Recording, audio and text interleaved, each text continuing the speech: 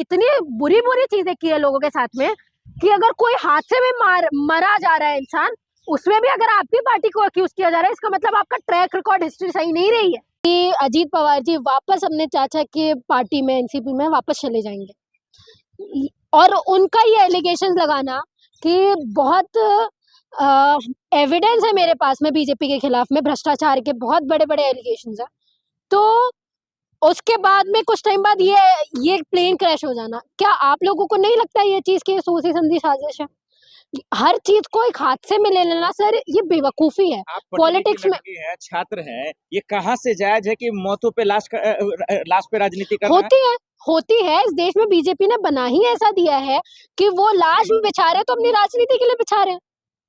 लगातार यही चीजें हो रही है ना, जो जीते जी को नहीं छोड़ते लोग, सर मरने के बाद क्या छोड़ा जाए? बीजेपी क्यों मरवाएगी अजीत पवार को?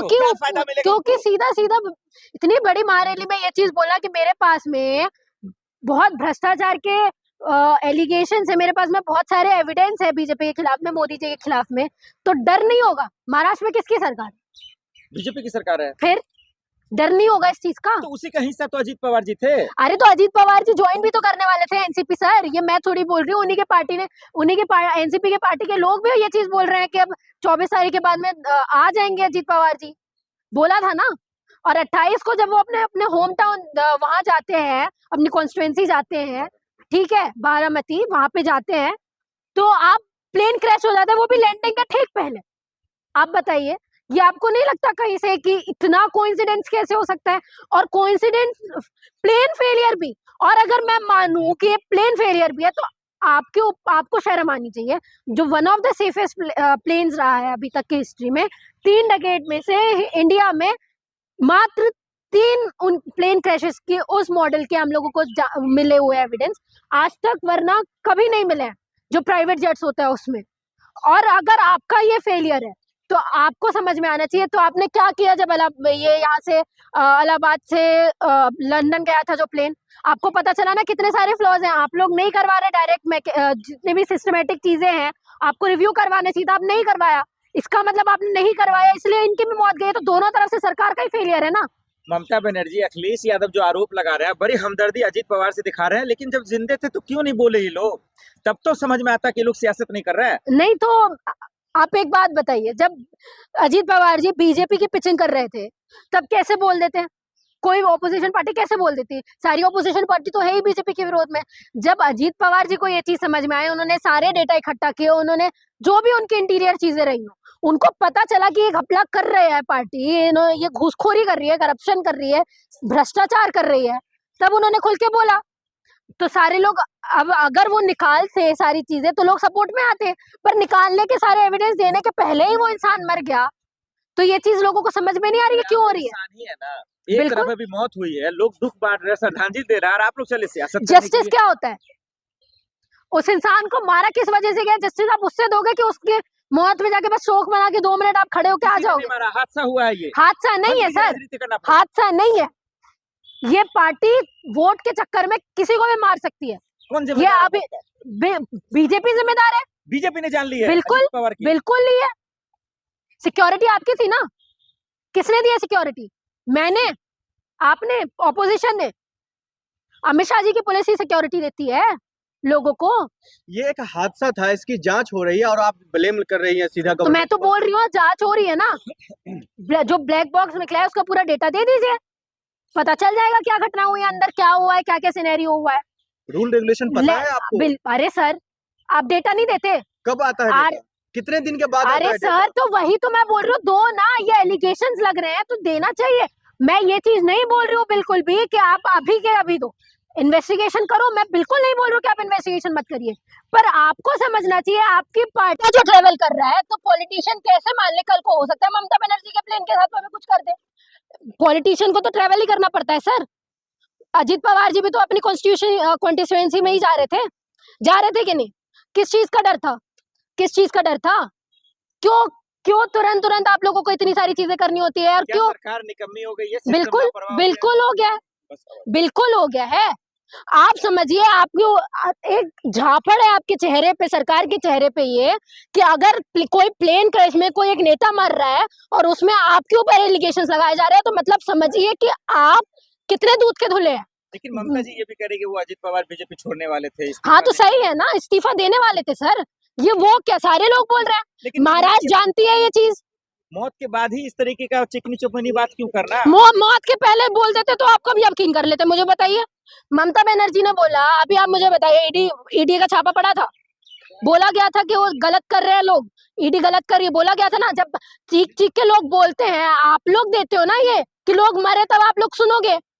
यूजीसी में भी तो यही हुआ, लोग मरे तब आप लोग बिल लेके आए हो, लोग जिंदा रहते हैं तब आप कुछ नहीं करते हो। सारे लॉ ऐसे ही आते हैं। अभी जब लोग जिंदा होके चीज बोल रहे हैं कि तुम्हारे लोग करप्शन करते हैं, बीजेपी करप्शन करती है, महाराष्ट्र में एलिगेशंस लगाए जाते हैं अजित पवार के द्वारा, जब वो जिंदा थे तब लगाए जाते हैं, तो आपने तब क्या किया? मरने के बाद में ही बोलेगा ना इंसान, क्या मर गया है वो इंसान, तब भी आपको समझ में नहीं आ रहा, तो कौन से सरकार में बैठे हो आप लोग?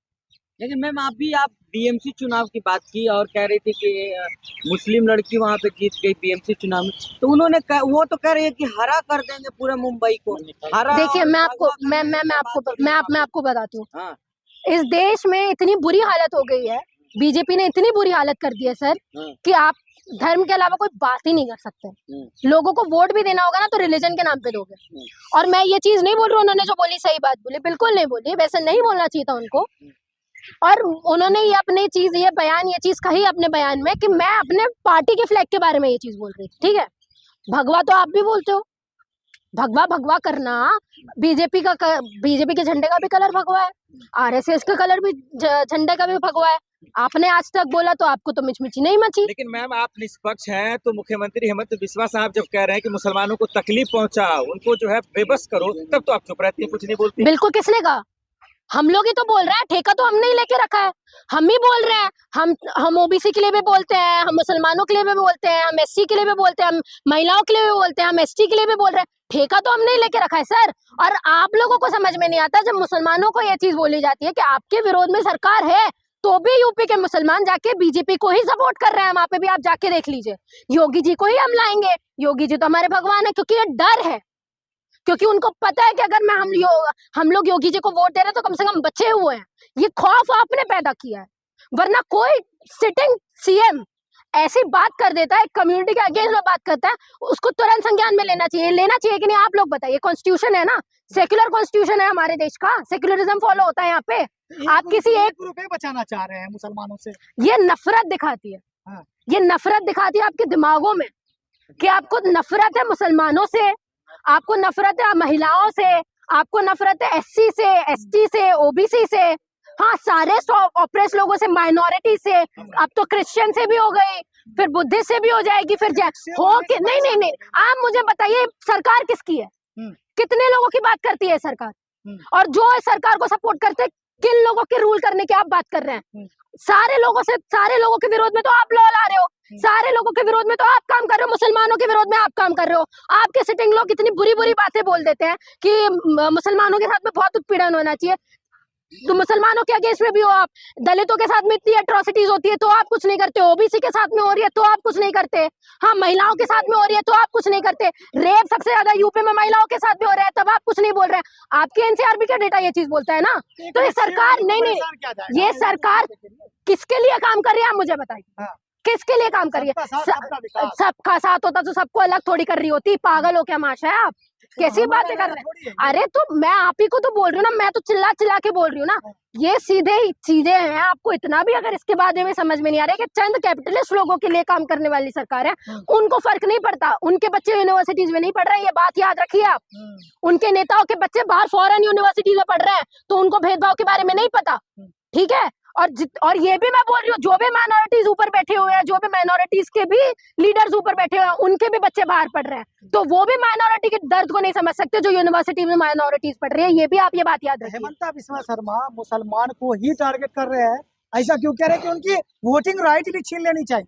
क्योंकि नफरत है, नफरत है। कैसे वो ये चीज याद नहीं कर पा रहे कि यही देश है जहाँ पे मुसलमान रूल करके गए हैं, यही देश है जहाँ पे अकबर रूल करके गया है, जिसको एज अ हीरो पोर्ट्रे किया जाता है, यही देश है जहाँ पे औरंगजेब की बात होती है। अब वो नहीं हजम कर पा रहे इस चीज के बारे में तो नफरत ही फैलाएंगे ना सर। हाँ। क्या करेंगे? ये अपने काले करतूत तो बताते नहीं है कि अकबर के टाइम में आपके लोग बैठे हुए थे सारे पोजीशंस में, ठीक है। मान सिंह आप ही के तो थे, हमारे तो थे नहीं, ठीक है। टोडरमल आपके फाइनेंस मिनिस्टर थे, मेरे तो थे क्या नहीं। कहना चाहेंगे हेमंता बिस्वा साहब? ये ऐसे जो नफरती बयान आप लोग दे रहे हैं ना, आप एक बार समझ जाइए, जनता जागने लगी है, सबको समझ में आने लगा है, बीजेपी की पॉलिटिक्स सब समझ रहे हैं। तो क्या अजीत पवार की जान बीजेपी ने ली है, उसका सिस्टम ने लिया है? हाँ बिल्कुल, ठीक। बिल्कुल लिया है, किसी से छुपा नहीं है। धन्यवाद। देखिए सर, आप सोचिए इस चीज के बारे में। सबसे पहले तो ये कि ऐसे एलिगेशंस लगाए क्यों जा रहे हैं। प्लेन क्रैश कोई एक हादसा ही होता है, आप लोगों को भी पता है, हादसा कभी बोल के तो होता नहीं है। पर इस पार्टी ने अपने आप को इतना बदनाम कर लिया है इलेक्शंस के चक्कर में कि किसी बड़े नेता का निधन हो जाता है। अभी कुछ टाइम पहले एक बहुत बड़े, मुझे याद नहीं आ रहा है उनका नाम, उनका भी निधन हुआ था, नेता थे वो भी बहुत बड़े, है ना? अजय रूपाणी। हाँ, अजय रूपाणी। तो उनका निधन हो जाता है, उसमें भी पीछे ये चीज बोली जाती है कि जानबूझ के इनका प्लान क्रैश करवाया है। अभी अजीत पवार जी हो जाता है, तो आप समझिए, आपको पूरी टेक्टिक समझनी पड़ेगी। महाराष्ट्र की पॉलिटिक्स बहुत अलग तरीके की है, ठीक है। और एक इंसान जो लगातार डिप्टी सीएम बना रहता है, कोई भी पार्टी शासन में आ जाए, कोई भी हो, उसको डिप्टी सीएम बनाती है, तो आपको समझना पड़ेगा उस इंसान का इंपॉर्टेंस कितना है महाराष्ट्र की पॉलिटिक्स में। एक चीज, दूसरी चीज, ये एलिगेशंस लगाए क्यों जा रहे हैं? क्योंकि अंदर ही अंदर ये चीज चल रही थी, सोशल मीडिया में ये चीज से चल रही थी कि अजीत पवार जी आने वाले टाइम में उनके चाचा जी की पार्टी वापस एनसीपी वापस ज्वाइन करने वाले हैं, ठीक है, शरद पवार के साथ में वापस हाथ मिलाने वाले हैं। बीजेपी को चीज से खलबली, क्योंकि देवेंद्र फडणवीस जी क्या करेंगे? देवेंद्र फडणवीस जी को चाहिए इस चीज के बारे में कि मैं आऊं पावर में, तो वो आता भी इसलिए हूं क्योंकि अजीत पवार हमारे साथ में है। लेकिन 15 दिन पहले अजीत पवार जी कह रहे थे बीजेपी का काला चिट्ठा मेरे पास है, भ्रष्टाचार का पूरा फाइल है मेरे पास। हाँ, तो बिल्कुल होगा सर, बिल्कुल होगा। जिस अजीत पवार को दूसरे लोगों ने भ्रष्टाचार के केस में ही इतने सारे बार उनको एलिगेशंस लगाए, बाद में बीजेपी के लोगों ने ही उसको वाइट करके क्लीन चिट दे दी थी। तो आपको क्यों लगता है? अंदर ही अंदर बहुत सारी चीजें हैं, कोई दूध का धुला नहीं है इस जगह, ठीक है। और आपको समझना पड़ेगा, उसके पहले अजीत पवार जी जहाँ पे काम कर रहे थे, ठीक है, वो ऐसी फाइनेंस डिपार्टमेंट में, उनको पता था कि ये सारी चीजों से बच के कैसे निकला जाता है। और बीजेपी के ऊपर ये इतने बड़े सभा के सामने ये चीज बोलना कि मुझे पता है कि उनके काले चिट्ठे क्या हैं, तो बीजेपी को भी इस चीज का डर था कि अगर हमारे विरोध में, हमारे काले करप्शंस के बारे में अगर लोगों को पता चल गया, तो महाराष्ट्र में हमारा आना मुश्किल हो जाएगा। क्योंकि आप देख रहे हैं अभी जो मुंबई में हुए इलेक्शंस, ठीक है, हाँ, वहां पे युवा नेता को, एआईएम के नेता को जिताना कितनी बड़ी बात है। जो पॉलिटिक्स कर रहे हैं भगवाओं की, वहां पे एक मुसलमान लड़की को जिता देना, आप सोचिए कितनी बड़ी बात है।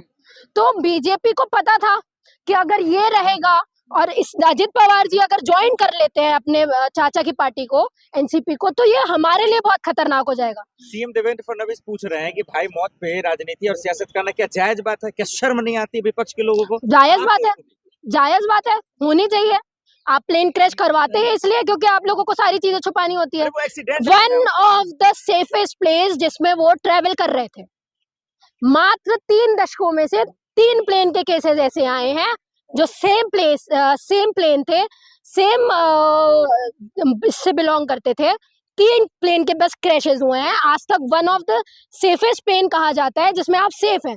लैंडिंग के पहले ऐसा क्या हो जाता है, आप मुझे बता दीजिए कि वो लैंड करने से पहले ही उसका सर स्वाहा हो जाता है। वो वजह तो बता रही है ना सरकार।